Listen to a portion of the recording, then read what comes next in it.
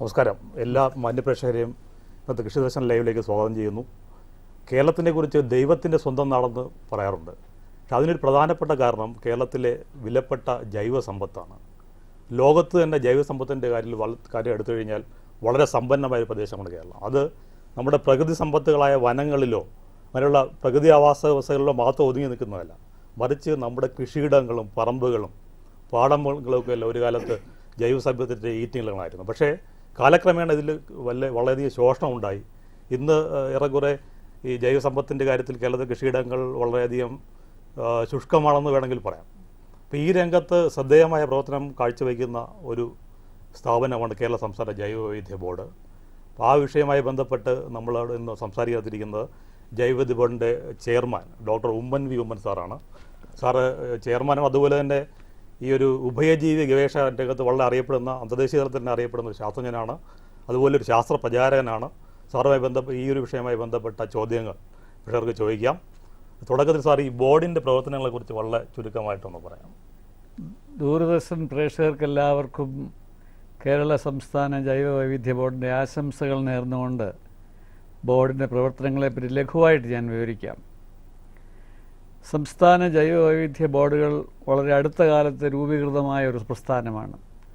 2002 government of India parliament പാസാക്കിയ biological diversity act പ്രകാരം 2005 കേരള സംസ്ഥാനത്ത് ആദ്യമായി ജൈവ വൈവിധ്യ ബോർഡ് അല്ലെങ്കിൽ കേരള സ്റ്റേറ്റ് ബയോഡൈവേഴ്സിറ്റി ബോർഡ് നിലവിൽ വന്നത്.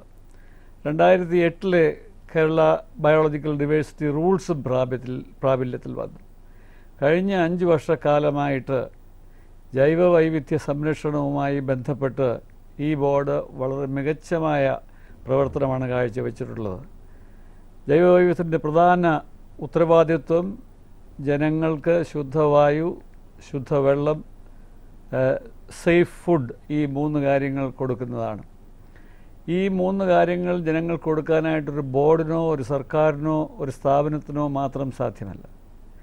ഇത് സാധ്യമാകണമെങ്കിൽ കേരളത്തിലെ എല്ലാ ജനങ്ങളും ജനപങ്കാളിത്തത്തോടുകൂടി മാത്രമേ ഇത് പ്രാവർത്തികമാക്കാൻ സാധിക്കത്തുള്ളൂ. അതിനുവേണ്ടി കേരളത്തിലെ എല്ലാ പഞ്ചായത്തുകളിലും ബയോഡൈവേഴ്സിറ്റി മാനേജ്മെൻറ്റ് കമ്മിറ്റികൾ, അതും സ്റ്റാറ്റ്യൂട്ടറി ഓട്ടോണമസ് ബോഡികളാണ്, ജൈവവൈവിധ്യ ബോർഡിനെ പോലെ തന്നെ. ഇപ്പം ഞങ്ങൾക്ക് പ്രവർത്തിക്കുവാനായിട്ടൊരു സ്ട്രക്ചറുണ്ട്. എല്ലാ ഡിസ്ട്രിക്റ്റിലും ഒരു ഡിസ്ട്രിക്ട് കോർഡിനേറ്ററുണ്ട്. അവരെ സഹായിക്കാനായിട്ട് 5 പ്രോജക്റ്റ് ഫെലോസ് ഉണ്ട്. പിന്നെ എല്ലാ ലോക്കൽ സെൽഫ് ഗവൺമെൻറ് പഞ്ചായത്തിലും മുനിസിപ്പാലിറ്റിയിലും കോർപ്പറേഷനിലും ജൈവ വൈവിധ്യ പരിപാലന സമിതികളുണ്ട്.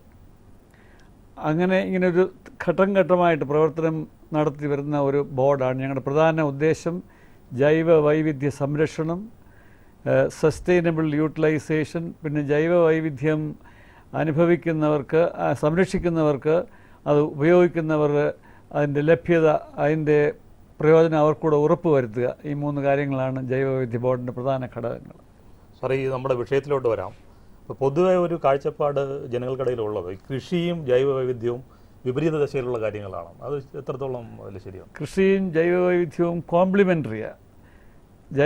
അഗ്രികൾച്ചറൽ ഡൈവേഴ്സിറ്റി, ജൈവവൈവിധ്യം എന്ന് പറഞ്ഞാൽ തന്നെ സൂക്ഷ്മാണുക്കൾ മുതൽ മനുഷ്യൻ വരെയുള്ള എല്ലാ ജീവജാലങ്ങളും അടങ്ങിയ ഒരു ശൃംഖല, വെറൈറ്റി ഓഫ് ലൈഫ്, അതാണ് ജൈവ വൈവിധ്യം. അപ്പോൾ ഈ ശൃംഖലയിൽ കൃഷിയും വളരെ ഇമ്പോർട്ടൻ്റായിട്ട് വളരെ പ്രാധാന്യം അർഹിക്കുന്ന ഒരു ഘടകമാണ്. കൃഷിയില്ലെങ്കിൽ ആഹാരമില്ല. അപ്പോൾ അഗ്രികൾച്ചറൽ ഡൈവേഴ്സിറ്റിയും ജൈവ വൈവിധ്യവും അങ്ങോട്ടും ഇങ്ങോട്ടും കോംപ്ലിമെൻ്ററി ആയിട്ട് നിൽക്കുന്ന 2 ഘടകങ്ങളാണ്. സാറേ, ഈ പണ്ട് കാലത്ത് നമ്മുടെ ഈ കേരളത്തിലെ വീട്ടുവളപ്പുകളിൽ സംയോജിത കൃഷി, അതുപോലെ സമ്മിശ്ര കൃഷി, പല വിളകൾ ഒരുമിച്ച് വളർത്തുക, കൃഷിയോടൊപ്പം തന്നെ മൃഗസംരക്ഷണം ഒരുമിച്ച് കൊണ്ടുപോകുക, അങ്ങനത്തെ ഒരു പരമ്പരാഗത ഒരു രീതി നിലവിലുണ്ടായിരുന്നു. പക്ഷേ ഇന്ന് വളരെയധികം കുറഞ്ഞിട്ടുണ്ട്. ആ പരമ്പരാഗത രീതി തന്നെയാണ് ജൈവ വൈവിധ്യം സംരക്ഷണത്തിനും നിലനിർത്താനും ഇന്ന് വരെ ഒരളവ് വരെയെങ്കിലും നമ്മെ സഹായിച്ചത്. നമ്മൾ പതിവ് എന്ന് തൊട്ട് നിർത്തി തുടങ്ങിയോ അന്ന് തൊട്ട് ജൈവ വൈവിധ്യത്തിൻ്റെ ശോഷണവും ആരംഭിച്ചു കഴിഞ്ഞു. ഇനിയും നമ്മൾ ഏറ്റവും പ്രധാനമായിട്ട് ചെയ്യണം, അതായത് ഞാൻ പറഞ്ഞു, ജൈവ വൈവിധ്യ സംരക്ഷണം നമ്മുടെ ഭവനങ്ങളിൽ നിന്നാണ് തുടങ്ങേണ്ടത്. അതുകൊണ്ട് ജൈവ വൈവിധ്യ സംരക്ഷണത്തെ പറ്റി ഇന്നത്തെ യുവതലമുറയാണ് ഏറ്റവും കൂടുതൽ ബോധവാന്മാരാക്കേണ്ടത്. അങ്ങനെ ഈ ഒരു മെസ്സേജ് എല്ലാ ആളുകളിലും എത്തിച്ചേർന്നെങ്കിലേ നമ്മുടെ ഭാവി സുരക്ഷിതമാകത്തുള്ളൂ. സാർ, ഇതിൻ്റെ പ്രവർത്തനങ്ങളിലോട്ട് വരുമ്പോഴേ ഇപ്പം നമ്മുടെ നാടൻ വിത്തിനങ്ങൾ, പണ്ട് കാലത്ത് ധാരാളം നാടൻ വിത്തിനങ്ങൾ ഉണ്ടായിരുന്നു. ഒന്ന്, രണ്ട്, പലതരം വിളകളുണ്ട്. കാരണം ഈ വേനൽക്കാലത്ത് എള്ള്, മുതിര, അങ്ങനെയൊക്കെയുള്ള ധാരാളം വിളകൾ നമ്മുടെ നാടിൽ നിന്ന് നാട് നീങ്ങുന്നുണ്ട്.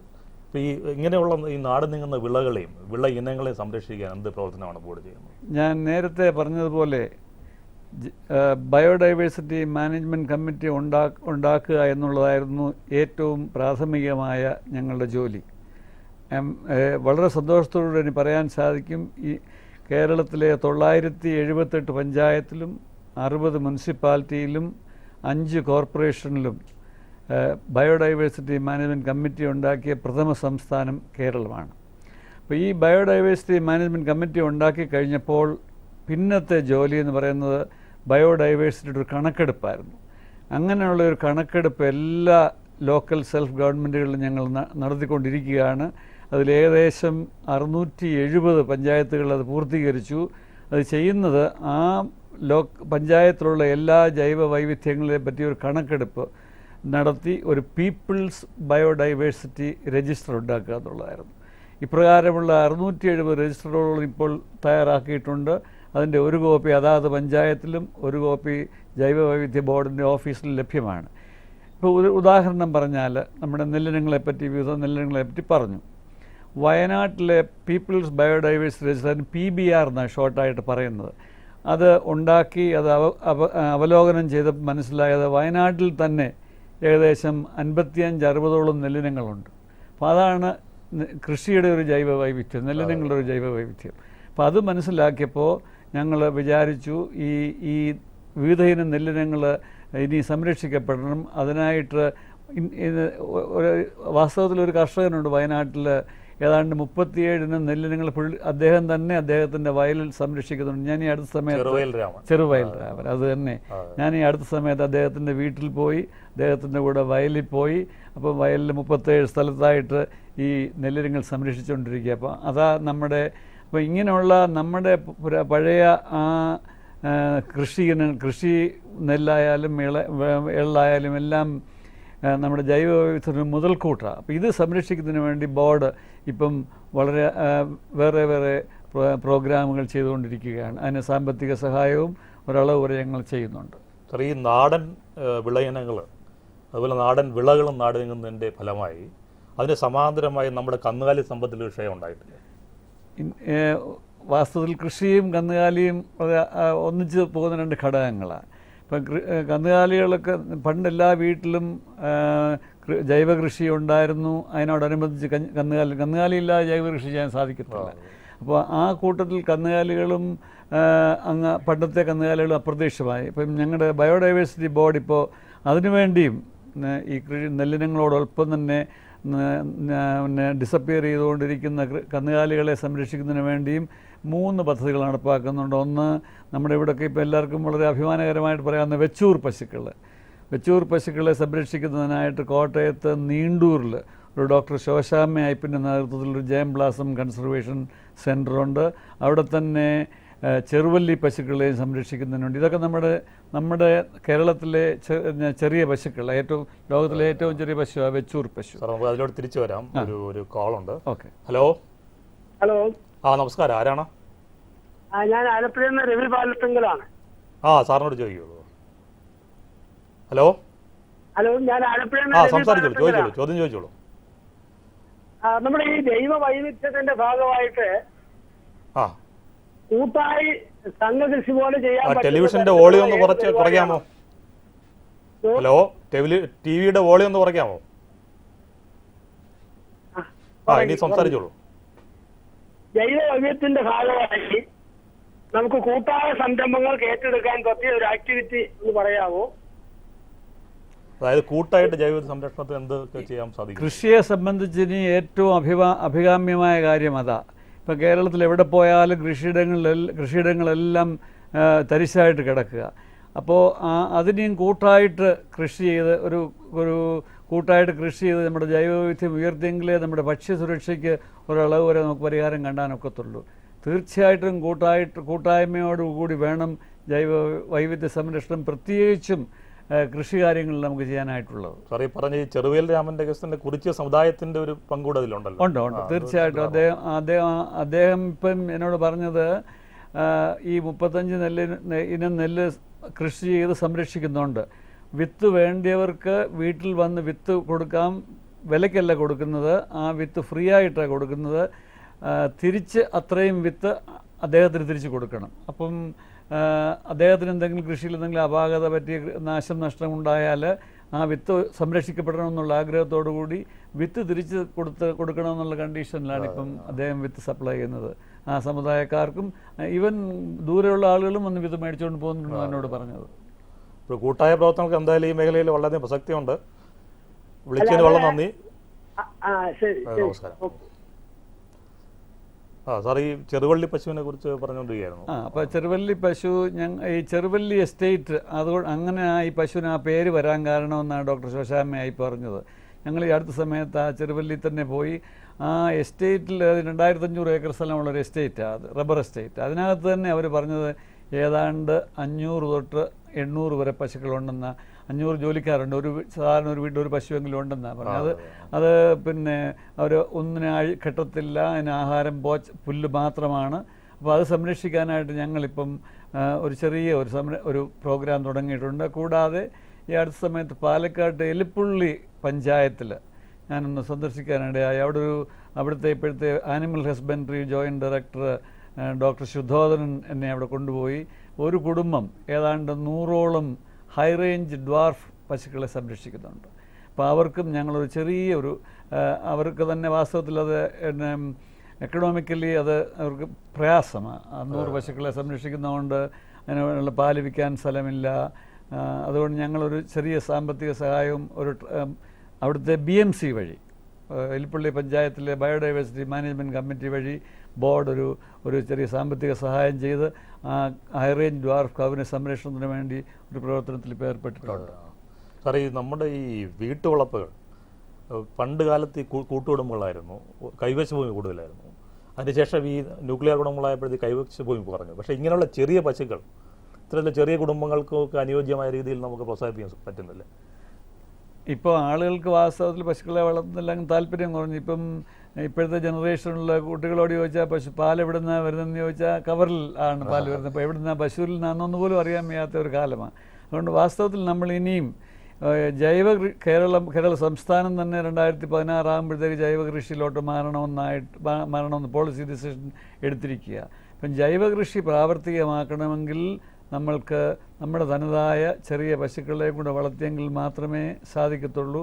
അതിനായിട്ട് എല്ലാവരും ഒന്നിച്ച് ഇനി ഇപ്പോഴത്തെ മോഡേൺ സംസ്കാരം അതിൻ്റെ കൂടെ തന്നെ ഒരു പശുവിനെ കൂടെ വളർത്തി ഇപ്പം അങ്ങനെ വാസ്തവത്തിലൊരു ഇൻട്രസ്റ്റ് ഇപ്പം ആയി വരുന്നുണ്ട് ആളുകളുടെ. ഇപ്പം തിരുവനന്തപുരം പട്ടണത്തിൽ തന്നെ പലരും അവരവരുടെ കാർ ഷെഡിൽ പശുക്കളെ വളർത്തുന്നതായിട്ട് ഞാൻ മനസ്സിലാക്കുന്നുണ്ട്. ഒരു back to the old habit എന്നുള്ളൊരു പ്രവർത്തനം ഇപ്പം വരുന്നുണ്ട്. അതൊരു സ്വാഗതാർഹമാണ്. അപ്പോൾ നമ്മുടെ ആ ചെറിയ പശുക്കളെ വളർത്തി ജൈവകൃഷി പ്രോത്സാഹിപ്പിച്ചെങ്കിൽ മാത്രമേ കേരളത്തിന് ഇനി മുന്നോട്ട് പോകാനായിട്ട് സാധിക്കത്തുള്ളൂ. പ്രത്യേകിച്ച് നമ്മളിപ്പം 1960കളിലൊക്കെ ഷിപ്പ് ടു മൗത്ത് എക്സിസ്റ്റൻസ് ആയിരുന്നു. അത് കഴിഞ്ഞ് ഇപ്പം നമ്മൾ ഭക്ഷ്യസുരക്ഷാ ബില്ലിനെ പറ്റി ഡിസ്കസ് ചെയ്തുകൊണ്ടിരിക്കുക. കഴിഞ്ഞ 40-50 വർഷം കൊണ്ട് നമ്മൾ ഹരിത വിപ്ലവം കണ്ടു. അതൊക്കെ അന്നത്തെ ആവശ്യമായിരുന്നു. വാസ്തവത്തിൽ ഭക്ഷണം കഴിക്കാനില്ലാത്തപ്പോൾ ഭക്ഷ്യസുരക്ഷയായിരുന്നു ഇമ്പോർട്ടൻ്റ്. ഇപ്പം നമ്മൾ എവർഗ്രീൻ റെവല്യൂഷൻ, നിത്യഹരിതം. പക്ഷേ എവർഗ്രീൻ റെവല്യൂഷൻ എന്ന് പറയുമ്പോൾ നമ്മൾ സ്ട്രെസ് ചെയ്യേണ്ടത് ഓർഗാനിക് ഫാമിങ്. വാസ്തവത്തിൽ കേരളത്തിൻ്റെ ഏറ്റവും അഭികാമ്യമായതും കേരളം മുഴുവനും അടുത്ത 5 വർഷം കൊണ്ട് ഓർഗാനിക് ഫാമിംഗ് ആയാൽ കർഷകർക്ക് ഇവിടെ രാജാക്കന്മാരായിട്ട് തിരിച്ചു വരാം. ഒരു ഉദാഹരണം പറഞ്ഞാൽ, നമ്മളിപ്പോൾ ഒരു ഷോപ്പിംഗ് സ്ഥലത്തോട്ട് ചെന്നിട്ട് ഈ ഇരിക്കുന്ന ക്യാരറ്റ് പിന്നെ സാധാരണ ക്യാരറ്റിന് കിലോയ്ക്ക് 25 രൂപയാണ്. ഈ ഇരിക്കുന്ന ക്യാരറ്റ് ഓർഗാനിക് ക്യാരറ്റാണെന്ന് സർട്ടിഫൈ ചെയ്ത ക്യാരറ്റാണ് 35 രൂപ കിലോ. ഞാനും ഒരുപക്ഷെ ഈ 35 രൂപയുടെ ക്യാരറ്റേ മേടിക്കത്തുള്ളൂ. അതുകൊണ്ട് എന്തുകൊണ്ടെന്നാൽ ഇപ്പം അന്തരീക്ഷം അത്രയും മലിനമായി. അപ്പോൾ അതുകൊണ്ട് നമ്മൾ ഈ കഴിഞ്ഞ 40-50 വർഷം കൊണ്ട് നമ്മുടെ ഉപയോഗിച്ച ഇൻസെക്ടിസൈഡ്സും പിന്നെ ഫെർട്ടിലൈസേഴ്സും ഒക്കെ കൊണ്ട് വളരെയധികം മലിനമായി നമ്മുടെ ജലാശയങ്ങളൊക്കെ, നമ്മുടെ കൃഷിയിടങ്ങളെല്ലാം. അപ്പോൾ ഇനിയൊരു തിരിച്ചുവരവ് നമുക്ക് വളരെ അത്യാവശ്യമായ എവർഗ്രീൻ റെവല്യൂഷൻ, നിത്യഹരിത വിപ്ലവം ത്രൂ ജൈവ കൃഷി. ജൈവ കൃഷി കൂടെ മാത്രമേ അത് ചെയ്യേണ്ടതെന്ന് എൻ്റെ ഒരു കാളുണ്ട്. ഹലോ ഹലോ ഹലോ ഹലോ ആ നമസ്കാരം, ആരാണ്? ഞാൻ മഞ്ജുലാലാണ്. എവിടെ മഞ്ജുലാൽ. എവിടെ നിന്നാണ് സ്ഥലം? ഞാൻ വയല അഞ്ചൽ, കൊല്ലം ജില്ലയിൽ നിന്ന്. ശരി സാറിനോട് ചോദിച്ചോളൂ. കൊല്ലം ജില്ലയിലെ അഞ്ചൽ വയലയിൽ പറഞ്ഞോളൂ, ചോദ്യം ചോദിച്ചോളൂ.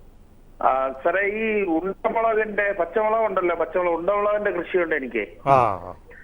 അതിനകത്ത് ഞങ്ങള് പുകയില അടിച്ചു നോക്കിയാൽ ഇരുട്ടിപ്പുഴു എന്ന് പറയുന്ന ഒരു പുഴുവിന്റെ ഭയങ്കര ശല്യമാണ്. അപ്പൊ അതിനെന്താ ഒരു മരുന്ന്? അത് ജൈവ രീതിയിൽ, ജൈവ കൃഷിയാണ് ഞങ്ങളിവിടെ ഫോളോ ചെയ്യുന്നത്. പുകയില അടിക്കാം, പിന്നെ നമ്മുടെ നീമില്ലേ, വേപ്പിൻ്റെ ഇല അടിച്ചാലും കുറേയൊക്കെ കുറയും. പക്ഷെങ്കിൽ എന്തായാലും ജൈവ പെസ്റ്റിസൈഡേ ഉപയോഗിക്കാവൂ.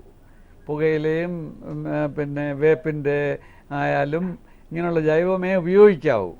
അല്പസ്വല്പം നഷ്ടം വന്നാൽ തന്നെ. ഹലോ, അത് ഒരു കാര്യം ചെയ്യണം, അടുത്തുള്ള കൃഷിഭവനിൽ പോയി നിങ്ങളെ കൃഷിയിടം ഒന്ന് കാണിക്കുക. കാണിച്ചിട്ട് അതിൻ്റെ ഒരു പരിഹാരം തേടുക. അതായിരിക്കും കൂടുതൽ നല്ലത്. വിളിച്ചതിനുള്ള നന്ദി, താങ്ക് യു. സാർ, അപ്പോഴേ ഈ മറ്റൊരു കാര്യം ചോദിക്കാനുള്ളത്, ഇപ്പോൾ വയനാടിനുമായിട്ട് ബന്ധപ്പെട്ട് ധാരാളം ജൈവവിദ്യയുള്ള പ്രദേശമാണ് വയനാട്, പ്രത്യേകിച്ച് കിഴങ്ങ് വർഗ്ഗങ്ങളുടെ കാര്യത്തിലേക്ക് വളരെ സമ്പുഷ്ടമായ പ്രദേശമാണ്. പക്ഷേ ഇപ്പോൾ ഈ MS സ്വാമിനാഥൻ ഫൗണ്ടേഷനൊക്കെ ചില കാര്യങ്ങൾ ചെയ്യുന്നുണ്ട്. ബോർഡ് എന്തെങ്കിലും ആ രീതിയിൽ ചെയ്യുന്നുണ്ടോ? ഉണ്ട്, തീർച്ചയായിട്ടും ഉണ്ട്. ഞങ്ങളും ഈ ബയോഡൈവേഴ്സിറ്റി, പീപ്പിൾസ് ബയോഡൈവേഴ്സിറ്റി രജിസ്റ്റർ ഉണ്ടായി കഴിഞ്ഞപ്പോൾ ഞങ്ങൾക്ക് മനസ്സിലായി വയനാട്ടിലും ധാരാളം കിഴങ്ങുകളുടെ ഒരു വൈവിധ്യം തന്നെ ഉണ്ടെന്ന്. അപ്പോൾ അതിനുവേണ്ടി അടുത്ത സമയത്ത് ബോർഡ് മാനന്തവാടിയിലുള്ള ഇടവക പഞ്ചായത്തിലെ BMCയെ കൊണ്ട് അവിടുത്തെ ഏകദേശം 30-ൽ പരം പിന്നെ 50-ൽ പരം കിഴങ്ങ് വർഗ്ഗങ്ങൾ 3 സ്ഥലത്തായിട്ട് സംരക്ഷിക്കുന്നു. ഞാൻ ഈ അടുത്ത സമയത്ത് ഒരു മാസം മുമ്പ് അവിടെ വിസിറ്റ് ചെയ്തായിരുന്നു. പഞ്ചായത്ത് തന്നെ 1.5 ഏക്കർ സ്ഥലത്ത് കൃഷി ചെയ്യുന്നുണ്ട്. പിന്നെ പഞ്ചായത്ത് 2 കർഷകരെ കൊണ്ട് അവരവരുടെ വീട്ടിലും സംരക്ഷിക്കുന്നുണ്ട്. അപ്പം ഈ കിഴങ്ങ് വർഗ്ഗ സംരക്ഷണവും നമ്മൾ ജൈവവൈവിധ്യ ബോർഡിൻ്റെ ഒരു പ്രോഗ്രാമിൽ ഇപ്പം ഞങ്ങൾ വയനാട്ടിൽ ചെയ്തു വരികയാണ്. അതുപോലെ സാർ, ഈ ഓർഗാനിക് ഫാമിൻ്റെ ഒരു പദ്ധതി വലുതോതിൽ വരുന്നതായിട്ട് കേൾക്കുന്നുണ്ട് ബോർഡിൻ്റെ ആഭിമുഖ്യത്തിൽ. അത് കുറിച്ച് എന്താണ് വട്ടവട പ്രദേശത്ത് അങ്ങനെ? ഞങ്ങൾക്കൊരാഗ്രഹമായിരുന്നു. പിന്നെ വാസ്തവത്തിൽ കേരളത്തിന് പ്രായോഗികമായിട്ട് മുന്നോട്ട് നോക്കാവുന്ന ഒരു മേഖലയാണ് ജൈവ വെജിറ്റബിൾ കൃഷി. മൂന്നാറിലും ഇടുക്കിയിലുമൊക്കെ. അത് ഓഫ് കോഴ്സ് സ്യൂട്ടബിളായിട്ട് സ്ഥലം നമ്മൾ കണ്ടുപിടിക്കണം. അങ്ങനെ വളരെ സ്ലോപ്പിംഗ് ഉള്ളൊരു ടെറൈൻ ആകാൻ പാടില്ല. വളരെ പരന്ന ഒരു പ്രദേശങ്ങൾ മൂന്നാറിലുള്ളതൊക്കെ, പ്രത്യേകിച്ച് വട്ടവട ഗ്രാമപഞ്ചായത്തിലുമൊക്കെ ഞങ്ങൾ അവിടുത്തെ പഞ്ചായത്ത് പ്രസിഡന്റ് ഞങ്ങളെ കാണുകയുണ്ടായി. ഞങ്ങൾ ഒരു മൂന്നാറിൽ വട്ടവട ഒരു ഓർഗാനിക് വട്ടവട എന്ന് പറഞ്ഞുണ്ടാക്കാനായിട്ടൊരു പ്രപ്പോസൽ ഞങ്ങൾക്ക് തന്നിട്ടുണ്ട്. ഞങ്ങളത് പരിശോധിച്ചുകൊണ്ടിരിക്കുക. എനിക്ക് ആഗ്രഹമുണ്ട്, മൂന്നാറിൽ കേരളത്തിനാവശ്യമായ, ഇടുക്കി ഡിസ്ട്രിക്റ്റിൽ നിന്ന് കേരളത്തിനാവശ്യമായ മലക്കറി മുഴുവൻ അടുത്ത ഒരു 1-2 അല്ലെങ്കിൽ 5 വർഷം കൊണ്ട് കൃഷി ചെയ്ത് ഉൽപ്പാദിപ്പിക്കാനായാൽ കേരളത്തിന് വളരെ അഭിമാനിക്കാം. ജൈവ കൃഷി ഒരു കാര്യമേ ഉള്ളൂ, ജൈവ കൃഷിയാണ് നമ്മൾ സർട്ടിഫൈ ചെയ്യണം, നമുക്കത് ബോധം വരണം. അതിന് ബയോഡൈവേഴ്സിറ്റി ബോർഡിന് നേതൃത്വം കൊടുക്കാൻ സാധിക്കും, മുൻകൈ എടുക്കാൻ സാധിക്കും. അങ്ങനെ ഒരു പ്രോജക്റ്റ് ഞങ്ങളുടെ മനസ്സിലിപ്പോൾ ഉണ്ട്. അതിപ്പോൾ ഉടനെ പ്രാവർത്തികമാക്കാൻ ശ്രമിക്കുന്നുണ്ട്. ഒരു കോളുണ്ട് സാർ. ഹലോ ഹലോ ഹലോ നമസ്കാരം, ആരാണ്? ഞാൻ പാലക്കാട് ജില്ലയിൽ നിന്ന് രാജേഷാണ്. പാലക്കാട് രാജേഷ്, സ്ഥലത്ത് വെച്ച്. ചോദിക്കും സാർ, ചോദിച്ചോളൂ. ഞാൻ പാലക്കാടിലെ പാരമ്പര്യമായി കൃഷി എന്നൊരു കുടുംബത്തിലെ ഒരു അംഗമാണ്. അപ്പോ പാരമ്പര്യ രീതിയിലാണ് ഇപ്പൊ ചെയ്തുകൊണ്ട് വരുന്നത്. കൃഷിയും കന്നുകാലികൾ വളർത്തിയും അതിലെ ചാണകമൊക്കെ ഉപയോഗിച്ച് നെൽകൃഷി ഉപയോഗിച്ച് അങ്ങനെ പരമ്പരാഗത രീതിയിലാണ് ചെയ്തു വരുന്നത്. അപ്പോ എനിക്ക് ഈ വെച്ചൂർ പശു, അതായത് ശരിയായ വെച്ചൂർ പശുവിന്റെ ലഭ്യതയെ കുറിച്ച് അറിയാൻ താല്പര്യമുണ്ട് സാർ. അത് ഒന്ന് വളർത്തി പരിപാലിക്കണം എന്നുള്ള ഒരു ആഗ്രഹമുണ്ട്. രാജേഷ്, ഏതായാലും പാരമ്പര്യമായിട്ട് ജൈവ കൃഷി ചെയ്യുന്നതിന് അഭിനന്ദിക്കുന്നു. ബോർഡിന് വളരെ പ്രൗഡാണ് രാജേഷ് അങ്ങനെ ചെയ്യുന്നത് കൊണ്ട്. വെച്ചൂർ പശുവിനെ കിട്ടാനൊക്കുന്നത് എനിക്ക് തോന്നുന്നു തൃശ്ശൂർ അഗ്രികൾച്ചർ യൂണിവേഴ്സിറ്റിയിൽ രജിസ്റ്റർ ചെയ്യാമെങ്കിൽ അവിടുന്ന് വെച്ചൂർ പശുവിനെ കിട്ടുമെന്നാണ് എൻ്റെ വിശ്വാസം. കൂടാതെ ഈ നീണ്ടൂർ, കോട്ടയത്ത് നീണ്ടൂരിലുള്ള സംരക്ഷണ കൺസർവേഷൻ ട്രസ്റ്റ് ഉണ്ട്. അവിടെയും രജിസ്റ്റർ ചെയ്തിട്ട് അവർ തരാനായിട്ട് അവർ സഹായിക്കും. അതിനുള്ള ഏർപ്പാടുകൾക്ക് അവർ ചെയ്യും. ബോർഡിൻ്റെ ഭാഗത്തു നിന്ന് എന്തെങ്കിലും സഹായം വേണമെങ്കിൽ ഞങ്ങളും അത് ചെയ്തു തരാനായിട്ട് തയ്യാറാണ്. പിന്നെ സാർ ഒരു കാര്യം കൂടി സാർ, ഇപ്പോ യുവതലമുറ ഈ ജൈവ കൃഷിയിലും ജൈവ കൃഷി എന്ന് മാത്രമല്ല കൃഷിയിൽ തന്നെ ഒരു വിമുഖത കാണിക്കുന്ന സമയമാണ്. അപ്പോ യുവാക്കളെ എങ്ങനെ ഈ മേഖലയിലേക്ക് പ്രോത്സാഹിപ്പിക്കുന്നതിന് വേണ്ടി വല്ല ബോർഡിന്റെ ഭാഗത്തുനിന്ന് വല്ല പദ്ധതികളുണ്ടോ സാർ? ഉണ്ടെങ്കിൽ തന്നെ ധനസഹായമായിട്ടോ അല്ലെങ്കിൽ അവരെ ഒന്ന് സഹായിക്കുന്ന രീതിയിൽ ഇപ്പൊ ചെയ്തുകൊണ്ടിരിക്കുന്ന ചുരുക്കം ചില ചെറുപ്പക്കാരെ പ്രോത്സാഹിപ്പിക്കുന്ന തരത്തിൽ എന്തെങ്കിലും പദ്ധതികളുണ്ടോ സാർ ബോർഡിന്?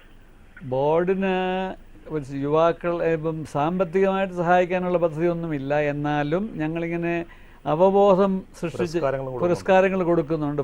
ഇപ്പം ഞങ്ങളെല്ലാ വർഷവും ഒരു നാഷണൽ ബയോഡൈവേഴ്സിറ്റി അവാർഡ്സ് കൊടുക്കുന്നുണ്ട്.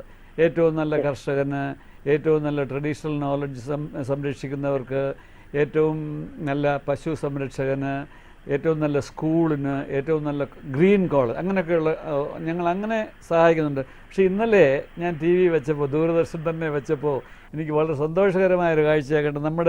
നമ്മുടെ സിനിമാ നടൻ മമ്മൂട്ടി കോട്ടയത്ത് 16 ഏക്കർ സ്ഥലം ജൈവ കൃഷി ചെയ്യാനായിട്ട് അദ്ദേഹം തന്നെ ചെളിയുള്ള വയലിലിറങ്ങി ഞാറ് നടുന്ന മെഷീൻ ഓൺ ചെയ്ത് നടുന്നതായിട്ട് ഞാൻ കണ്ടു. അപ്പം ചെറുപ്പക്കാർക്ക് അങ്ങനെയുള്ള പ്രചോദനങ്ങൾ കൊടുക്കാനായിട്ട് ബോർഡ് എപ്പോഴും പല പല അവയർനെസ് പ്രോഗ്രാംസ് ഉണ്ടാക്കുന്നുണ്ട്.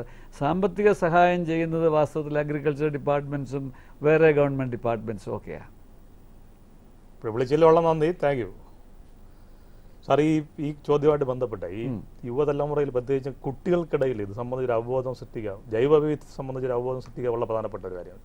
ആ ദിശയിൽ എന്തെങ്കിലും ഒരു ഇനിഷ്യേറ്റീവ് വല്ലതും ഉണ്ടോ? ഉണ്ട്. ബോർഡിന് ഇപ്പം തന്നെ എല്ലാ സ്കൂളുകളിലും കോളേജുകളിലും ഓരോരോ പ്രസ്ഥാനങ്ങളുണ്ട്. പക്ഷേ ബയോഡൈവേഴ്സിറ്റി ബോർഡ് എല്ലാ സ്കൂളുകളിലും കോളേജുകളിലും ഒരു ബയോഡൈവേഴ്സിറ്റി ക്ലബ്ബ് ഉണ്ടാക്കിക്കൊണ്ടിരിക്കുക. ഏകദേശം 50 സ്കൂളിലും കോളേജിലും ചെയ്തു കഴിഞ്ഞു. അത് കേരളം മുഴുവൻ വ്യാപിപ്പിക്കണമെന്നാണ് ആഗ്രഹം. അങ്ങനെ കുട്ടികളിൽ ജൈവ വൈവിധ്യം സംരക്ഷിക്കുന്നതിന് ഒരു താല്പര്യം വളർത്തിയെടുക്കാനായിട്ട് ബോർഡ് ആ പ്രോഗ്രാം ഉപയോഗിക്കുന്നുണ്ട്. കൂടാതെ എല്ലാ വർഷവും ഒരു നാഷണൽ കുട്ടികളുടെ ഒരു ബയോഡൈവേഴ്സിറ്റി കോൺഗ്രസ് നടത്തുന്നുണ്ട് നവംബറിൽ. കഴിഞ്ഞ വർഷവും ഉണ്ടായിരുന്നു. അപ്പോൾ അത് ഞങ്ങൾ സ്കൂളുകളിൽ, ഉദാഹരണത്തിന് ഞാൻ ഒരു മാസം വയനാട്ടിൽ പോയപ്പോൾ ഞാൻ അവിടെ 2 സ്കൂളിൽ പോയി. ആ സ്കൂളുകളിലും അവർ കിഴങ്ങ് വർഗ്ഗങ്ങൾ കൃഷി ചെയ്യുന്നുണ്ട്. അപ്പോൾ ഇങ്ങനെ സ്ഥലമുള്ള സ്കൂളുകളിലും ഇങ്ങനെയുള്ള ജൈവ വൈവിധ്യ സംരക്ഷണത്തിനായിട്ട് പ്രചോദനം കൊടുക്കാനായിട്ട് ബോർഡ് ഈ ബയോഡൈവേഴ്സിറ്റി ക്ലബ്ബ് മുഖേന പ്രോഗ്രാം നടത്തുന്നുണ്ട്. പിന്നെ അതാത് സ്ഥലത്തെ BMCയെ കൊണ്ടും സ്കൂളുകളിൽ പോയി പ്രോഗ്രാം നടത്താനായിട്ട് പ്രചോദിപ്പിക്കുന്നുണ്ട്. അപ്പം വാസ്തവത്തിൽ ബയോഡൈവേഴ്സിറ്റിയെ പറ്റിയുള്ള അവയർനെസ് സ്കൂളുകളിലാണ് തുടങ്ങേണ്ടത്. കൂടാതെ ഇപ്പോൾ കേരള സംസ്ഥാനം കരിക്കുലം റിവിഷൻ നടത്താനായിട്ടൊരു കമ്മിറ്റി അപ്പോയിൻ്റ് ചെയ്തിട്ടുണ്ട്. അവർ ബയോഡൈവേഴ്സിറ്റി ഈ പ്രൈമറി കരിക്കുലം തൊട്ട് തന്നെ, പ്രൈമറി സിലബസിൽ തൊട്ട് തന്നെ ഉൾപ്പെടുത്തി പ്രൈമറി, ഹൈസ്കൂൾ, സെക്കൻഡറി തലത്തിലെല്ലാം ജൈവ വൈവിധ്യത്തെപ്പറ്റി, അതിൻ്റെ പ്രാധാന്യത്തെപ്പറ്റിയും സിലബസിൽ തന്നെ ഉൾപ്പെടുത്താനായിട്ട് തത്വത്തിൽ തീരുമാനിച്ചിട്ടുണ്ട്. അത് വളരെ ഒരു സ്വാഗതാർഹമായ തീരുമാനമാണ്. അങ്ങനെ വരുമ്പോൾ എൻ്റെ ഒരു വിചാരം അടുത്ത കുറേ വർഷങ്ങൾക്കകമെങ്കിലും കേരളത്തിലെ സ്കൂളുകളൊക്കെയും ജൈവ വൈവിധ്യ സംരക്ഷണത്തിൻ്റെ ഒരു സെൻറ്റേഴ്സായിട്ട് മാറും. കൂടാതെ ചില സ്കൂളിലും കോളേജിലുമൊക്കെ ശാന്തി സ്ഥൽ അല്ലെ ഫോറസ്റ്റ് ഗ്രോ, ഒരു 10-15 സെൻറ്റ് സ്ഥലമെങ്കിലും ഉള്ള സ്കൂളുകളും കോളേജുകളിലും അവരുടെ ആ സ്ഥലത്ത് ആ ഏരിയയിലുള്ള പിന്നെ റെയറായിട്ടുള്ള പ്ലാന്റ്സൊക്കെ ഉണ്ടെങ്കിൽ അത് വെച്ച് പിടിപ്പിച്ച് അതിനെ സംരക്ഷിക്കാനായിട്ടൊരു പ്രോഗ്രാമും ബയോഡൈവേഴ്സിറ്റി ബോർഡ് ചെയ്യുന്നുണ്ട്. സാർ, അതുപോലെ ഈ വിജ്ഞാന വ്യാപന പ്രവർത്തനങ്ങൾ സാർ നേരത്തെ പറഞ്ഞല്ലോ, ഈ അവബോധ പ്രവർത്തനങ്ങൾ വളരെ പ്രധാനപ്പെട്ടാണ്. അപ്പോൾ അടുത്ത കാലത്ത് ഈ റെയിൽവേ സ്റ്റേഷനിൻ്റെ ഒരു എക്സിബിഷൻ നടത്തിയുള്ള ജനശ്രദ്ധ നേടിയിരുന്നു, അതിനെക്കുറിച്ചൊക്കെ ഒന്ന് പറയാം. അതായത് അത് വലിയൊരു കാര്യമായിപ്പോയി കാരണം നമ്മൾ സാധാരണ ജനങ്ങളെയാണ് ഇത് പിന്നെ ബോധവാന്മാരാക്കേണ്ടത്. വസ്തുതി തിരുവനന്തപുരം ഡിവിഷണൽ റെയിൽവേ മാനേജറുമായിട്ട് ഞങ്ങൾ അതൊന്ന് ചർച്ച ചെയ്തപ്പോൾ അദ്ദേഹം വളരെ പ്രോത്സാഹനമായിട്ട് 15 ദിവസത്തേക്ക് തിരുവനന്തപുരം റെയിൽവേ സ്റ്റേഷൻ്റെ 1ാമത്തെ പ്ലാറ്റ്ഫോമിൽ നമ്മുടെ ജൈവ വൈവിധ്യ സംരക്ഷണവുമായിട്ട് ബന്ധപ്പെട്ടുള്ള പാനലുകളും ഫോട്ടോസും പിന്നെ മെസ്സേജുകളും ഒക്കെ 15 ദിവസത്തേക്ക് എക്സിബിറ്റ് ചെയ്യാനായിട്ട് ഫ്രീ ആയിട്ട് സമ്മതിച്ചു. അത് കഴിഞ്ഞ് ധാരാളം പേര് ഞങ്ങളെ വിളിക്കുകയുണ്ടായി. അത് വളരെ നല്ലതായിരുന്നു. റെയിൽവേ സ്റ്റേഷനിൽ വന്ന് കുറേ സമയം ചിലവഴിക്കുന്നവർക്ക് ഇതെല്ലാം കണ്ട് മനസ്സിലാക്കാനും യാത്രക്കാർ പോകുന്നവരും വരുന്നവർക്കും ഇത് കണ്ട് മനസ്സിലാക്കുവാനുമായിട്ട് ഒരവസരം ലഭിച്ചു. അത് റെയിൽവേയോട് ഞങ്ങൾക്ക് അതിനുള്ള വളരെ കൃതജ്ഞത ഞങ്ങൾക്കുണ്ട്. അദ്ദേഹം വീണ്ടും ഞങ്ങളോട് സമ്മതിച്ചു ഇനിയും ഈ എറണാകുളത്തും തൃശ്ശൂരിലും 2 ആഴ്ച വീതം ഈ എക്സിബിഷൻ പ്രദർശിപ്പിക്കാനായിട്ട് അവസരം തരാമെന്ന് പറഞ്ഞിരിക്കുക. അത് മിക്കവാറും ഈ മാസം തന്നെ എറണാകുളത്തും അതിനുശേഷം തൃശ്ശൂരിലും 1 മാസത്തോളം കാലം അത് ഞങ്ങൾ പ്രദർശിപ്പിക്കും. അപ്പോൾ അതാണ് വാസ്തവ ജനങ്ങളിലേക്ക് ഈ മെസ്സേജ് എത്തിക്കാനുള്ള ഏറ്റവും പറ്റിയ മാർഗമെന്ന് ഞങ്ങൾക്ക് മനസ്സിലായിട്ടുണ്ട്. ഒരു കാളുണ്ട്. ഹലോ, ഞാൻ വയനാട് മാധവൻ നായർ. എവിടെ നിന്നാണ് വിളിക്കുന്നത്? വയനാട് ചോദിച്ചോളൂ. സർ, വയനാട്ടിലെ ഈ നാടൻ പശു ഇനങ്ങൾ വളരെ എണ്ണത്തിൽ കുറഞ്ഞുകൊണ്ടിരിക്കുകയാണ്. അതൊന്ന് ഇംപ്രൂവ് ചെയ്യാൻ വേണ്ടിയിട്ട് ബോർഡിന്റെ അടുത്ത് ഒരു പ്രോഗ്രാം ചെയ്യാൻ പറ്റുമോ? വയനാട്ടിലെ പശുക്കളുടെ എണ്ണം വയനാട്ടിൽ മാത്രമല്ല കേരളത്തിൽ മുഴുവനായിട്ടും കുറഞ്ഞുകൊണ്ടിരിക്കുക. അപ്പോൾ അതിനൊരു ചെറിയ സംരംഭമായിട്ടാണ് ഞങ്ങൾ ഇപ്പോൾ 3 സ്ഥലത്ത് ഓൾറെഡി ചെയ്തു. വയനാട്ടിലും ഒരു പശുക്കളെ വളർത്താനായിട്ട് എന്തെങ്കിലും ഒരു കോഓപ്പറേറ്റീവായിട്ട് പ്രപ്പോസൽ തന്നാൽ ഞങ്ങൾ ഗവൺമെൻറ്റിനെ സമർപ്പിക്കുകയും ഗവൺമെൻറ്റിൽ നിന്നൊരു ഫണ്ട്സ് കിട്ടാനായിട്ട് ശ്രമിക്കുകയും ചെയ്യാം. ബോർഡിനായിട്ടിപ്പം അത്രയും ഒരു സാമ്പത്തിക ശേഷിയില്ല, എന്നാലും അങ്ങനെ ഒരു വയബിളായിട്ടൊരു പ്രപ്പോസൽ തന്നാൽ ഞങ്ങൾ വേണ്ട എല്ലാ സഹായ സഹകരണങ്ങളും ചെയ്യാനായിട്ട് ഗവൺമെൻറ്റിനോടോ ആനിമൽ ഹസ്ബൻഡറി ഡിപ്പാർട്ട്മെൻറ്റിനോടോ അഗ്രികൾച്ചർ ഡിപ്പാർട്ട്മെൻറ്റിനോടോ ഞങ്ങളോട് അത് കൂടെ നിന്ന് പ്രവർത്തിക്കാം. സർ, അഡ്രസ് ഒന്ന് കിട്ടിയാണെങ്കിൽ വ്യക്തമായിട്ട് എഴുതായിരുന്നു. അഡ്രസ് പ്രോഗ്രാം തീരുമ്പോൾ ഞങ്ങൾ പറഞ്ഞു തരാം. ഓക്കെ, നമുക്ക് പ്രോഗ്രാം അവസാനം പറയുന്നുണ്ട്. ഹലോ, ഇനി ഒരു കാളും കൂടെ ഉണ്ട് സർ. ഹലോ, അല്ല, ശരി. അപ്പോൾ സാർ, ഇന്നത്തെ ഏതാണ്ട് സമയം കഴിയാറായിരിക്കുന്നു. ഇപ്പോൾ പൊതുവേ നമ്മുടെ ഈ കാർഷിക ജൈവ വൈവിധ്യം നമ്മുടെ നാട്ടിൽ കൂടുതൽ പരിപോഷിപ്പിക്കേണ്ടുന്ന ഒരു സാഹചര്യം സമീപഭാവിത്തിന് സമാജമാകുന്നുള്ളൊരു ശുഭചിന്തയോടുകൂടി നമുക്കൊന്ന് അവസാനിപ്പിക്കുക. അതിന് സാറിന് ഒരു വാക്ക് കുറിച്ച് പറയാം. ദൂരദർശനിലൂടെ ഈ പ്രോഗ്രാം ഞങ്ങൾക്ക് അവതരിപ്പിക്കാനായിട്ട് സംസ്ഥാന ജൈവവൈവിധ്യ ബോർഡ് കിട്ടിയ അവസരം ദൂരദർശനോടുള്ള വളരെ അഗൈതമായ നന്ദി ഞാൻ രേഖപ്പെടുത്തുന്നു. എല്ലാ പ്രേക്ഷകർക്കും സംസ്ഥാന ജൈവ വൈവിധ്യ ബോർഡിൻ്റെ അഭിനന്ദനങ്ങളും ആശംസകളും ഒരിക്കൽ കൂടി അറിയിച്ചുകൊണ്ട് നമസ്കാരം. ഇന്ന് അവസാനിപ്പിക്കുന്നതിന് മുമ്പ് സാറിൻ്റെ വിലാസം പറയാം. Doctor Oommen V Oommen, chairman, സംസ്ഥാന ജൈവ വൈവിധ്യ ബോർഡ്, പള്ളിമുക്ക്, പേട്ട, തിരുവനന്തപുരം. ബന്ധപ്പെടേണ്ട ഫോൺ നമ്പർ 0471 27 40 240. ഫോൺ നമ്പർ ഒരിക്കൽ കൂടി 0471 27 40 240. ഇതോടുകൂടി ഇന്നത്തെ പ്രോഗ്രാം അവസാനിക്കുകയാണ്. മറ്റൊരു വിഷയമായി അടുത്ത ആഴ്ച വീണ്ടും കാണാം. ഇന്നത്തെ ഈ പ്രോഗ്രാമിൽ പങ്കെടുത്ത ഉമ്മൻ സാറിന് എല്ലാം നന്ദിയും നേരുന്നു. നന്ദി, നമസ്കാരം.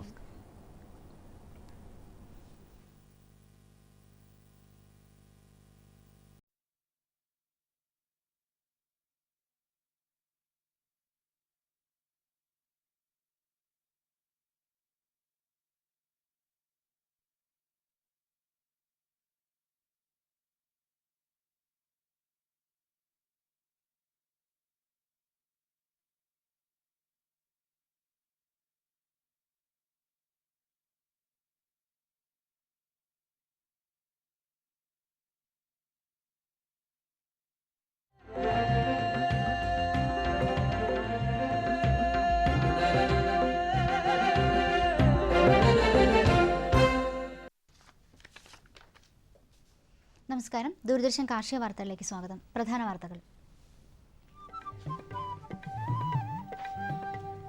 നീര ഉൽപാദനത്തിന് നീര ടോഡി ബോർഡ്. ഗോസുരക്ഷാ പദ്ധതി 2014 വരെ ദീർഘിപ്പിച്ചു. 50 ലക്ഷം വിദ്യാർത്ഥികൾക്ക് കൃഷിവകുപ്പിന്റെ പച്ചക്കറി വിത്ത്. വിശദമായ വാർത്തകളിലേക്ക്. നീര ഉൽപാദനത്തിന് സംസ്ഥാന സർക്കാർ നീര ടോഡി ബോർഡ് രൂപീകരിക്കാൻ തീരുമാനിച്ചു. 100 കേര കർഷകർ വരുന്ന സൊസൈറ്റികൾ, അവ ഉൾക്കൊള്ളുന്ന 15 സൊസൈറ്റികളുടെ ഫെഡറേഷൻ എന്നിവയിലൂടെ നീര ഉൽപാദനം നടത്താനാണ് തീരുമാനം. നീരയുടെ സംഭരണം ഈ സൊസൈറ്റികൾ വഴിയും വിതരണം കോൺഫെഡറേഷൻ വഴിയുമായിരിക്കും. 175 തെങ്ങുള്ള 1 ഹെക്ടർ തെങ്ങിൻ തോപ്പിലെ 80 തെങ്ങുകളിലെ 3 പൂങ്കുലകൾ വീതം ചെത്തിയാൽ 7 ലക്ഷം രൂപയിലധികം വാർഷിക വരുമാനമുണ്ടാകുമെന്ന് പഠനങ്ങൾ പറയുന്നു. നീരയിൽ നിന്ന് മൂല്യവർദ്ധിത ഉൽപ്പന്നങ്ങൾ നിർമ്മിച്ചാൽ ആദായവും തൊഴിൽ സാധ്യതയും വർദ്ധിക്കുമെന്നും വലിയ വ്യാവസായിക വളർച്ചയ്ക്ക് വഴിയൊരുക്കുമെന്നും കരുതപ്പെടുന്നു.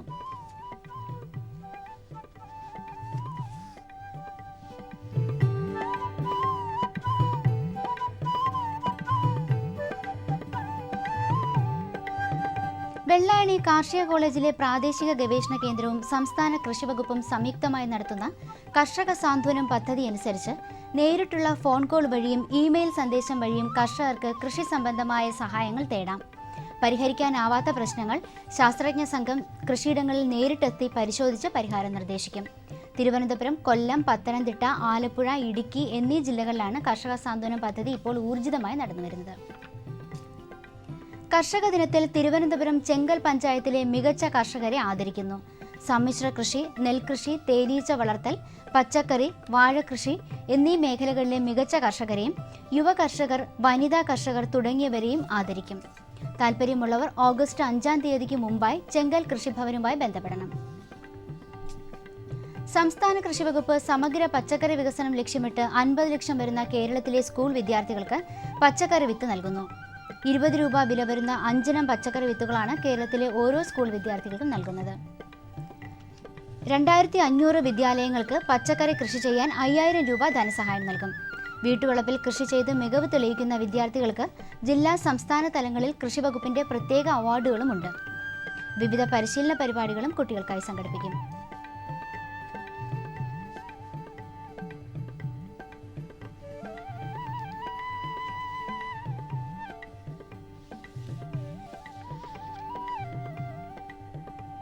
മഴക്കാലത്ത് തെങ്ങിന് ഓല ചെയ്യൽ രോഗം വരാനുള്ള സാധ്യത കൂടുതലാണ്.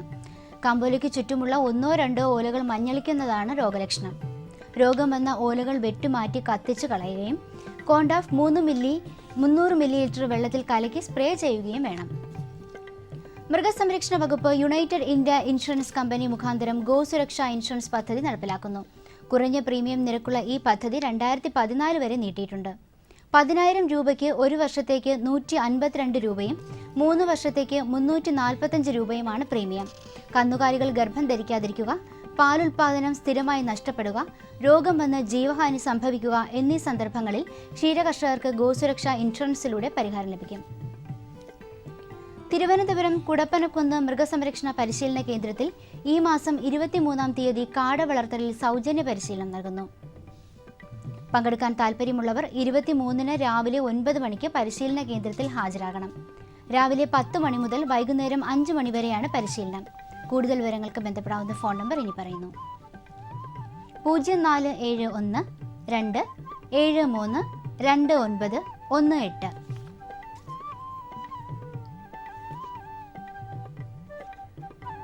ഇന്ത്യൻ റബ്ബർ ബോർഡിന്റെ ഘടന, പ്രവർത്തനങ്ങൾ, നടത്തിപ്പ് എന്നിവയെക്കുറിച്ചും ഇന്ത്യൻ റബ്ബറിന്റെ ഗുണമേന്മ നിയന്ത്രണത്തെക്കുറിച്ചും പഠിക്കുന്നതിനായി വിയറ്റ്നാം റബ്ബർ അസോസിയേഷന്റെ 10-അംഗ സംഘം റബ്ബർ ബോർഡ് സന്ദർശിച്ചു.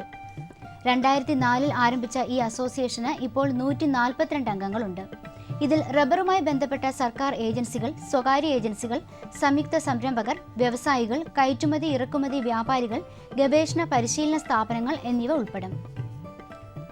സമഗ്ര പച്ചക്കറി വികസന പദ്ധതിയുടെ ഭാഗമായി വീടുകളിൽ പച്ചക്കറി കൃഷി ചെയ്യുന്നതിന് വിത്ത് പാക്കറ്റുകൾ സൗജന്യമായി വിതരണത്തിനെത്തിയിട്ടുണ്ടെന്ന് വട്ടിയൂർക്കാവ് കൃഷി ഓഫീസർ അറിയിച്ചു. പച്ചക്കറി വിത്തുകൾ ലഭിക്കുന്നതിന് കരം തീർത്ത രസീതിന്റെ പകർപ്പ് സഹിതം കൃഷിഭവനുമായി ബന്ധപ്പെടേണ്ടതാണ്. Phone number 0471 236 7622. ഇനി കമ്പോള നിലവാരം. റബ്ബർ RSS 4 ക്വിൻ്റലിന് 19,100 രൂപ, RSS 5 18,700 രൂപ. വെളിച്ചെണ്ണ 6,750 രൂപ. കൊപ്ര 4,725 രൂപ. കുരുമുളക് 40,000 രൂപ. ജാതിക്ക തൊണ്ടോട് കൂടിയത് കിലോയ്ക്ക് 280 രൂപ, തൊണ്ടില്ലാതെ 425 രൂപ. കമ്പോള അവലോകനം. കുരുമുളക് വിപണി കൊച്ചിയിൽ ഗാബിൾഡ് കുരുമുളക് ക്വിൻ്റലിന് 40,000 രൂപ, അൺഗാബിൾഡ് കുരുമുളക് 38,000 രൂപ. കുരുമുളക് വിപണി കൽപ്പറ്റയിൽ ചേട്ടൻ കുരുമുളക് ക്വിൻ്റലിന് 38,000 രൂപ, വയനാടൻ കുരുമുളക് 38,500 രൂപ. കൊപ്ര വിപണി കോഴിക്കോട് ക്വിൻ്റലിന് 4,875 രൂപ, തളിപ്പറമ്പ് 4,500 രൂപ, കാസർഗോഡ് 4,200 രൂപ. വെളിച്ചെണ്ണ ക്വിൻ്റലിന് കണ്ണൂരിൽ 7,250 രൂപ, കോട്ടയത്ത് 7,200 രൂപ, ആലപ്പുഴയിൽ 6,700 രൂപ. കാലാവസ്ഥ. കണ്ണൂർ കൂടിയ താപനില 28.2 ഡിഗ്രി സെൽഷ്യസ്, കുറഞ്ഞ താപനില 23.5 degree Celsius. Kozhikode 29.3, 23. Kochi 28.6, 21.6. Alappuzha 27.1, 22.8. Punalur 28.2, 22.6. Thiruvananthapuram 27.3, 23 degree Celsius. ഇതോടെ ഇന്നത്തെ കാർഷിക വാർത്തകൾ സമാപിക്കുന്നു. നമസ്കാരം.